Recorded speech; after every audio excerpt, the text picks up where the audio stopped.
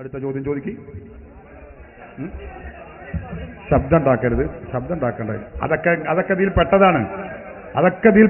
ചിലപ്പോൾ ചില ആളുകൾ അയാൾ മുജാഹിദ് ആയിരിക്കും, ചിലപ്പോൾ മുജാഹിദായി വേഷം കെട്ടുന്നുണ്ടാവും.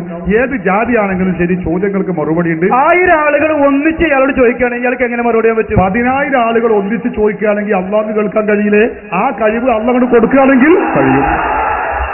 അതല്ലേ രസം. അത് ഹബീബ് മുഹമ്മദ് റസൂലുള്ളാഹി സല്ലല്ലാഹു അലൈഹി വസല്ലമ തങ്ങൾ പറയുന്നു. മുജാഹിദ് സാധാരണ ചോദിക്കുന്ന ചോദ്യമാണ്. എന്താ?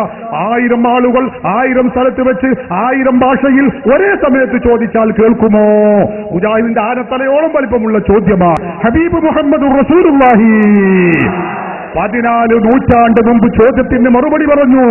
മാമിൻ അഹദിൻ യുസല്ലിമു അലയ്യ ഇല്ലാ റദ്ദല്ലാഹു അലയ്യ റൂഹി ഫഅറുദ്ദു അലൈഹി സലാം ഖാല റസൂലുള്ളാഹി.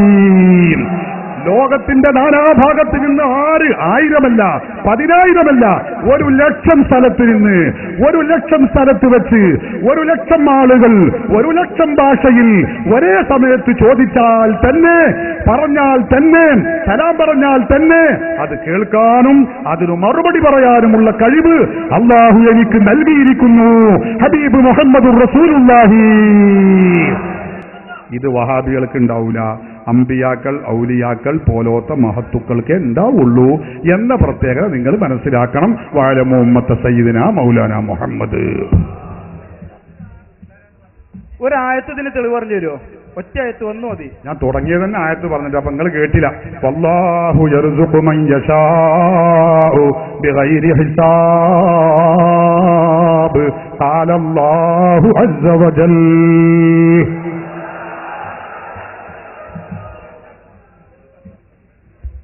നേരത്തെ ജിന്നുകളോട് സഹായം ചോദിക്കാന്ന് പറഞ്ഞില്ല, അത് കാണിച്ചിട്ടില്ല. ഞാൻ അപ്പൊ അതിന്റെ ഇടക്ക് ഉത്തരം പറയുന്നുണ്ട്. ഞാൻ വലിയായിട്ടില്ല, അത് നിങ്ങൾ മനസ്സിലാക്കണം.